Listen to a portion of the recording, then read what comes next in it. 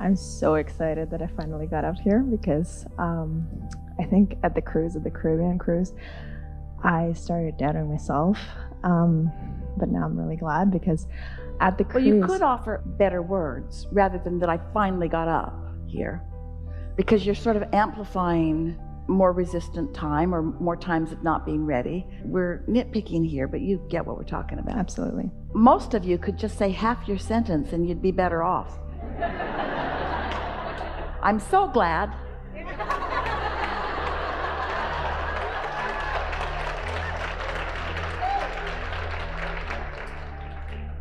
So at the cruise, you said that you were gonna spend a complete segment on triaging the momentum. Something like outside of the processes that you already gave us, something to intervene and triage the bad momentum. Well, what we were really talking about here, you see, interesting that we just said to you all what we just said before you came up here, that Esther's tuned into source energy as much as anyone we've ever known. And under most conditions, she can get there pretty quick. It sort of depends on what she's been doing. She prepares herself to see you. She makes sure that she's been daydreaming and meditating and making her list of positive aspects and so forth, you see. And so what we've been talking about here today, about tapping into your true power and about understanding the difference between that power of non-resisted thought and trying to clean up resisted thought. Well, trying to clean up resisted thought is a little bit like just stop the bleeding. If you are really upset about something, even though we want to help you and we'd like to take you all the way to your full empowerment, the likelihood of that happening in that moment is not that great, because you've already got enough momentum going that your world is sort of collapsing around you. And so in most cases, the best anybody can do is stop the bleeding.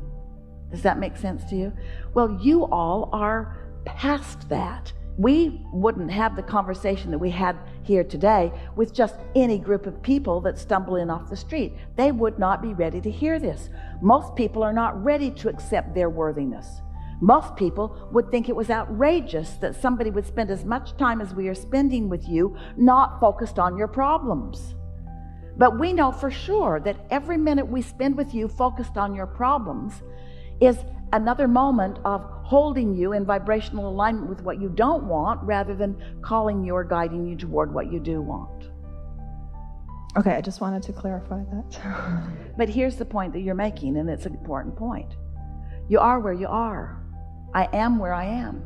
I feel how I feel. I feel the way I'm feeling right now. So in this moment, where you are and how you feel is in relationship with who you really are. And we said earlier, you couldn't feel terrible if your inner being didn't feel wonderful about this subject. If your inner being didn't know your value and your worthiness, you could never feel defeated, because there wouldn't be that wonderfulness to get sideways of. Does that make sense to you? So we made a strong statement earlier. Some of you heard it and most of you did not. You couldn't feel this bad if your inner being didn't feel this good. Oh, how very nice for you, inner being. Esther said to us more than once, come over here where I am, because the separation between us is too painful. Well, your inner being is not ever going to join you in your lower vibration, but you are where you are. So over time, we've written a lot of books. The Ask and It Is Given book has 22 processes in it, each one of them to help you from wherever you are to move to a better feeling place. And every one of them works. There's not one of you or anybody on the planet who is in any emotional state that is so bad feeling that we couldn't guide them to a little better feeling place with one of those processes. Every single one of them could be moved to another place, but we can't stay with them and guide them to every thought that they're going to think. And so we would say to them almost exactly the same, not almost, exactly the same thing that Jesus said to someone he had just healed: go forth and tell no one. Because as soon as you go back into your normal world and start having the conversations that you're accustomed to having, then the gain that you made is lost again, because you'll introduce a resistance right back into your experience and separate yourself from who you really are again. And so this process takes understanding, doesn't it? You have to know that there is another part of you who exists, who is offering a vibration that law of attraction is responding to, or you don't have a guiding light to reach for. And that's what goes wrong with most people. They're trying to please their teacher and their mother and their lover and their friends. They're trying to please all of these inconsistent vibrations around them, where they can't really get a handle on who they really are, where your inner being doesn't wiggle around on your inner being knows who you are. Your inner being is this stable consciousness who is the culmination of all that you have become, and will consistently offer you that signal. So when you hear us describe that and give a name to it and explain to you the way the laws of the universe work, so that you have a footing that is consistent, one thing that we will say about all of you, no matter how long you've been listening to us, how many YouTube clips you've watched, how many books you've read, how many conversations you've listened to, one thing that we know for sure about every single one of you, about every person on the planet, there is not one shred of evidence to the contrary of what we speak. The laws of the universe are so consistent. Another thing that we will say to you is, you have never heard us say one thing ever that contradicts another thing that we've said ever. Because while there is an expansion and an evolution of the process, while your knowledge can get deeper and may be easier to apply, none of it is ever vibrationally off from any other part of it, which means it's coming from the true heart of that which is source, from the true heart of that which is you. So the sales job that we do all day, every day, is in introducing you to you, in first convincing you that these laws are laws, that they don't wiggle around, they're not arbitrary, and that you are you, and that doesn't wiggle around. That just keeps becoming more and more and more sure and wonderful and knowing. And once you get those two things in place, now you have a reference point. And now, as you pay attention to your own emotions, you can tell whether you're leaning in the direction of who you are or leaning away from it. And sometimes you're leaning so far away from it that the best we can do is stop the bleeding. And you're not going to get that much from us in this conversation, while you will feel a little better. And sometimes we'll have some conversations like we've had here today, where you have gone with us into a place where consciousness has never been before, and you have felt the exhilaration that your inner being felt as we moved into a place that has never been before unto all of the universe. And in your complete alignment, you felt that thrill, you felt that harmony, you felt that evidence of motion forward, you see. And so then we just say more words. Maybe it just sounds like words to you, and maybe you feel it, but this is how you are meant to always feel.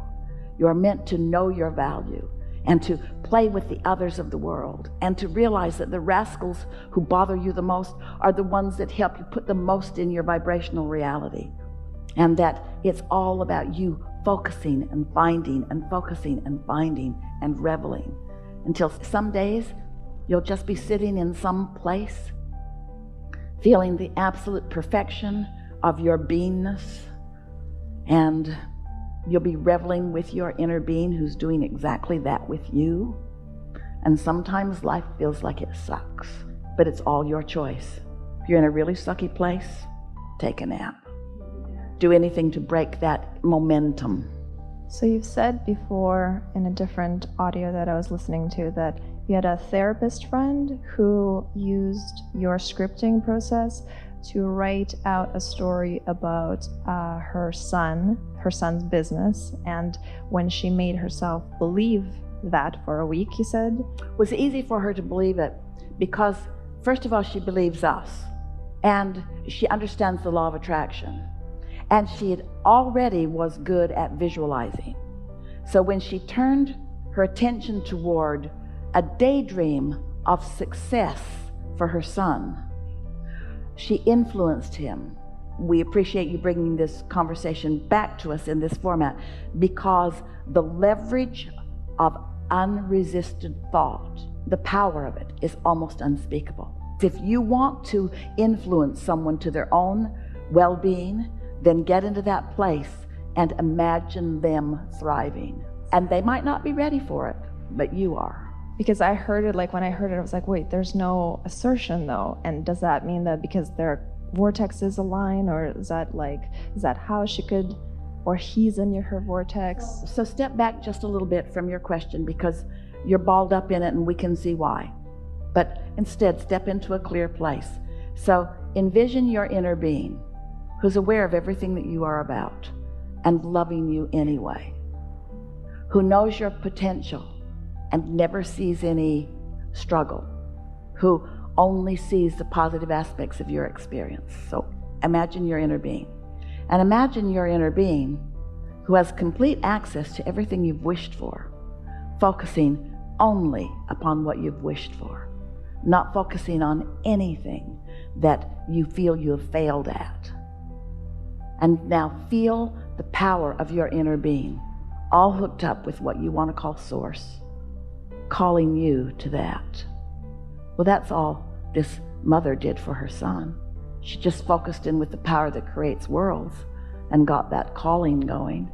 He had the option to come or not come, but her influence was mighty because she was hooked into her inner being and his inner being and all the goodness of all that is. That's some powerful positive expectation.